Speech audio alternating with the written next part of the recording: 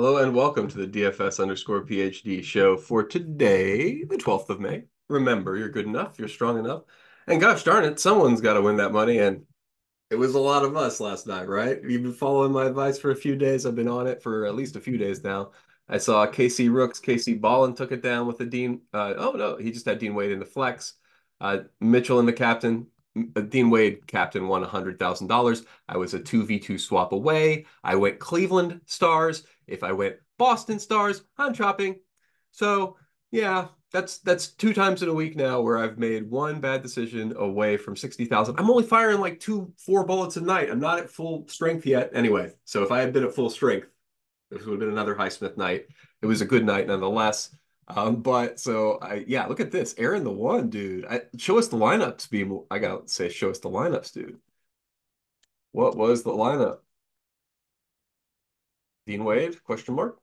But I also had my own stupid thing. So I was at the Tim Robinson show at the bowl or whatever at the um Greek. That's where it is. But while I was missing the last sim, I won $1,101 on Sims. So that was hilarious. So that's what we're talking about there. As always, the show is sponsored by PredictionStrike. I did pretty well yesterday. Two of my three fighters won, so I was up about I think a quarter unit on all of them in a week. So I sold them. And yeah, we'll do it again next week. We'll see what everybody puts out on Tuesday for good MMA plays for the week. And yeah, join us in the chat. Always use promo code PhD for their best deposit match deals. Remember, it's Mother's Day, so thank you to my wife, and make sure to say Happy Mother's Day to all those mothers out there. I recognize that can be, not an awesome day for everybody if you don't have happy family life. So also thinking of you guys today. Welcome to the show. And speaking of, I've been a kind of a heater recently, and since it's not like I haven't changed anything else about my play, I'll just say I've been listening to this one episode of this one show that like didn't get cleared for a month, so I couldn't hear it. Anyway, I like this selection radio show, and when I'm in my best like I don't know modes of building and stuff, I'm listening to a very specific part of the show from like 8 minutes to like an hour and whatever it takes. So that's kind of yeah, I recommend, listen to the show, but also if they're not sponsoring this is just me saying I really like that guy, but find your own thing like that. Like right now I'm in the zone and I'm literally in the zone. Like when I'm building these lineups, I'm not like just sitting in a silent room. I'm not talking to you guys. This is like the end of that process. When I'm building for like the last 30 minutes, I'm sitting in here jamming to like my absolute favorite tunes. I'm in like, beat vocals or what I like in the background and completely backs it. Once I've looked at the slate, I've got my ideas in. I don't need to be like having other noise around or whatever. So make sure that was one of my initial videos. I've kind of gotten away from it until recently. Make sure you got your environment handled because you can't make decisions that aren't influenced by your immediate environment if you don't have yourself in the place to make those decisions. So anyway, just something that I've been paying attention to more and have been doing pretty well. I was also as even for the day on NBA yesterday. It was very frustrating that did not do more than like one or two saddies on the Dean Wade thing because what was I playing for Cleveland? Man, they already made the Dean Wade call. I didn't need to be that cute. No reason to be cute. You got the important thing right. Just take the money. Okay. Chilling out, chilling out. So, rules for today. I added a new one. It's Precious or Burks. So, like, I was looking at the popcorn machines from the last games because what else do you have to do in life? And the answer is basically Burks minutes came almost entirely, not entirely, but almost entirely at the expense of Achua. Like, that's the way it felt during the game, too. I do see they played alongside each other, but they didn't play alongside each other as much as Miles McBride and Dante Divincenzo. That's important. We had a rule in there that didn't work, like, or that it was broken, and you need to unclick it, which is the max one New York guard shooting guards. That's broken now. With OG out, they're running them like 65 minutes together. So like there's no limit on the amount they will run those guys together if they want to. So I completely undid the rule for DiVincenzo versus McBride. If McBride's hitting his shots, they're just going to run one, two, three, those guys out there, I think. Max one, New York City Center. Did I even have Sims in the mix? I think you can add Sims to like the possibilities. I don't think I actually got to any Sims in this draft. Did I? Where is he projected for zero? What? Shouldn't be projected for zero. He got in the game, right? I mean, like, he didn't get a bunch of minutes. He got 4 minutes. They didn't go back to him in the second half. But I mean, Was Hartenstein in foul trouble? No. That's the thing. Like if Hartenstein gets in foul trouble, Sims enters the rotation. I don't know, man. I can't be zero Sims. That's a nuts. That's just, and it's a bad projection. So no offense to Saber Sim, but there's absolutely a chance you see got 15 minutes. I mean, obviously Tibbs runs his main guys. Don't get me wrong. I understand that when I press, I don't know, 15 in here, that's just a Hartenstein gets in foul trouble early because I don't know, Miles Turner freaks out at him or is very aggressive.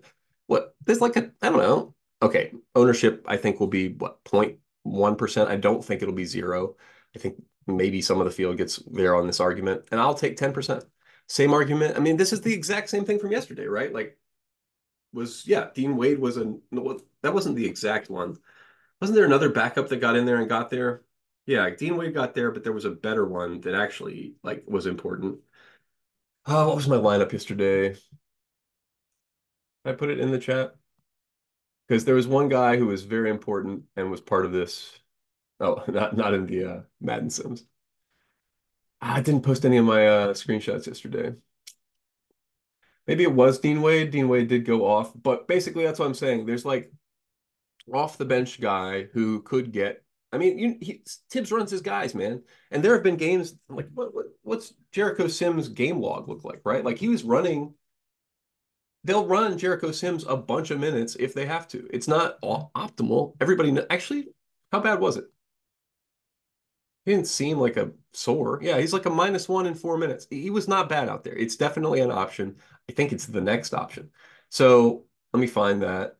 Oh yeah, let me make sure the showdown is visible so I don't just skip it like I have been because then this video will be relevant twice as long. Okay, but yeah, I think 10% chance Jericho Sims gets extended to 18 minutes is fine. I mean, what that means that you get two quick ones on Hartenstein and that Tibbs cares, or that he doesn't care and you get three quick ones, and then you get, let's say he gets three quick ones in 6 minutes. 18 minutes of Sims is the next 18 minutes. I mean, like, what's the other option? Yeah, let's look at it. What was the other option? Achua at the 5. So Achua at the 5 is the other option, and that was they liked that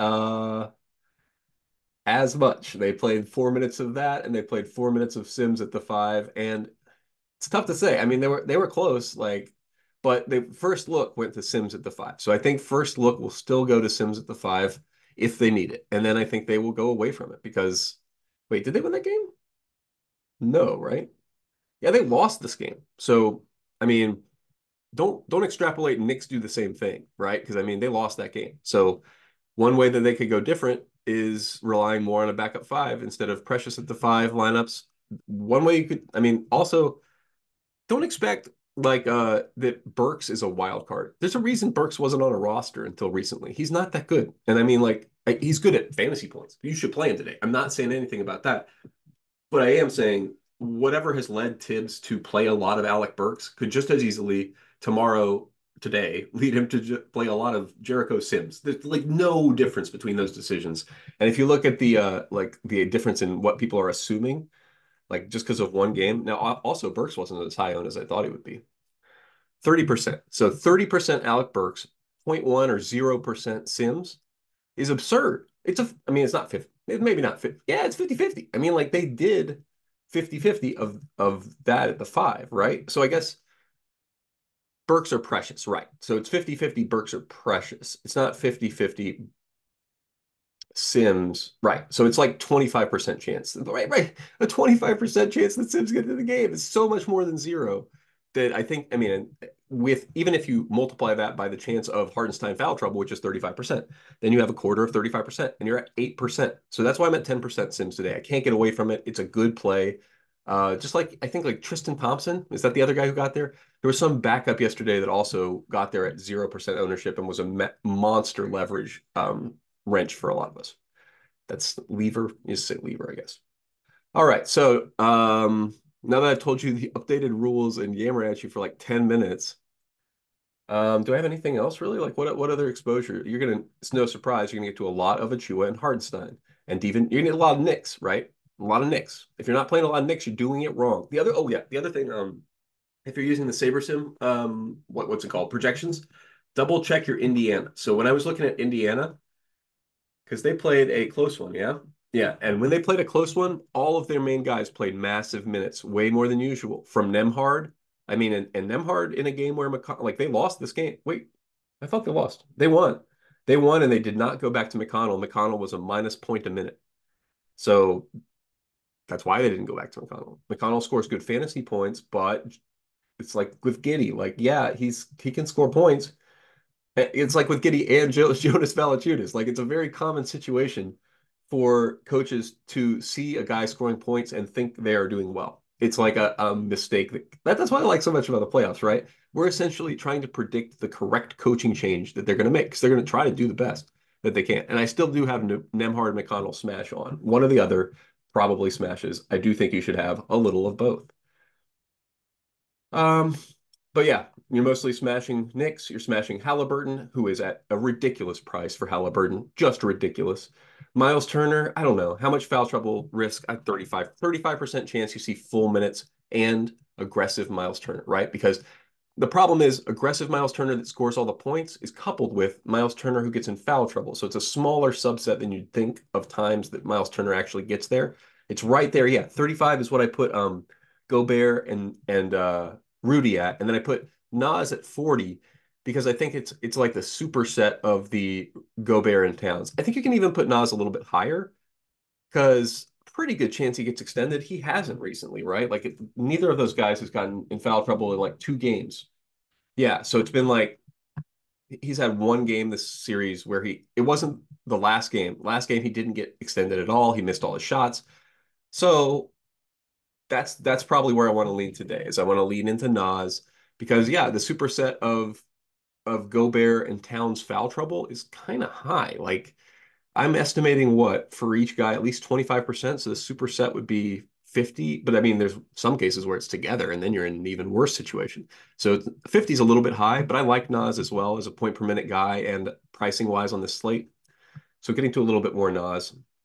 I always do the rules, run a set, and then wind up here. So that's why there's often weird things here.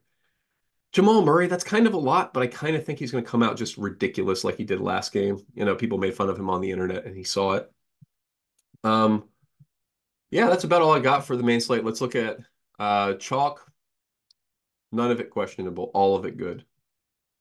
So that's the thing. Where are you finding leverage? All of the chalk is good. None of this is bad. I got to go down to like Jalen. I don't want to really play 30% Jaden McDaniels. He has so little upside, so happy to be under the field there. But besides that, everybody else is good. And like I'm super uncomfortable being under the field on Brunson, but I understand it. I just think they have other options. And even though he's going to be out there infinity minutes, I mean, all of the minutes, number one, he just doesn't look that good to me. Like he doesn't see whatever's wrong with that foot in a regular season game, he would be out, right? Like not even questionable, out. He's not good. He's not ready to go. When you see him try to pull up on like he can't create the separation on that Harden move like he has normally. And so when you can't pull that little step back shot, he's got nothing. He's a shell and he's trying to pass the ball and he's like a decoy. And so, whatever percent I have here is the percent chance I think I'm wrong about this argument, but I'm definitely fine being massively under the field on Brunson because I just don't think he's right. I mean, it's been how many days has it been? It's not been that many days. It's just like they played on Friday, right? 10th to the 12th. Yeah, he had one day to recover after playing. How many minutes did he play?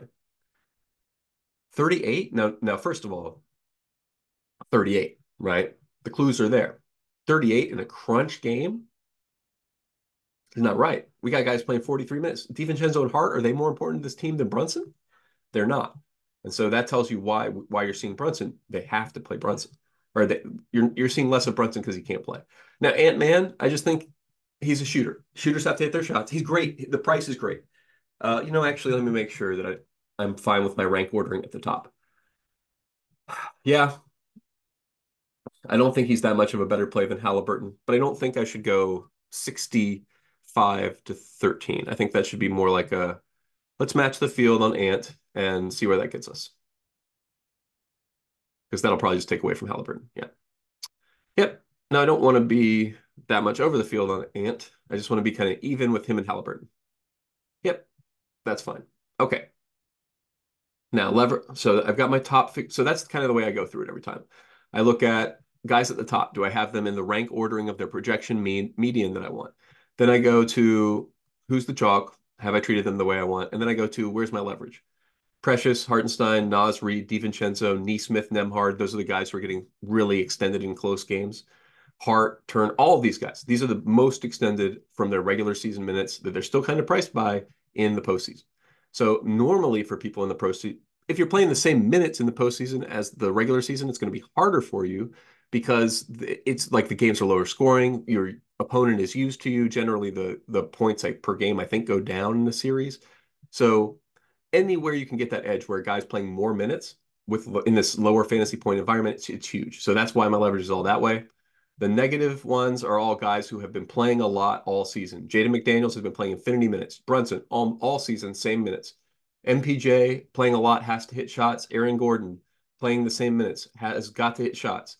So that's the kind of guys you're going to see here. I'm not comfortable with this little Mike Conley, TJ McConnell, Siakam even. Like being underweight on those guys could kill me, but I just like the other. There was such a positive case for the other guys that as a result, I have to wind up negative on somebody, and that's who it is. All right, now let's go on to Showdown before I sign off. Don't want to show you the nuts over here. Also, I haven't 100% checked everything on Showdown yet. I think my rules are right. I've started doing the thing where you download the projections from main slate and bring them over to Showdown so you don't have to recreate the exact same thing on Showdown. And it's been giving me reasonable results. I don't want to be 60% when I say 35% chance that Gobert hits his max, 35% chance that Towns hits his max. And then we give the rest to a mix of Jokic and Nas Reed. Bingo. That's fine with me.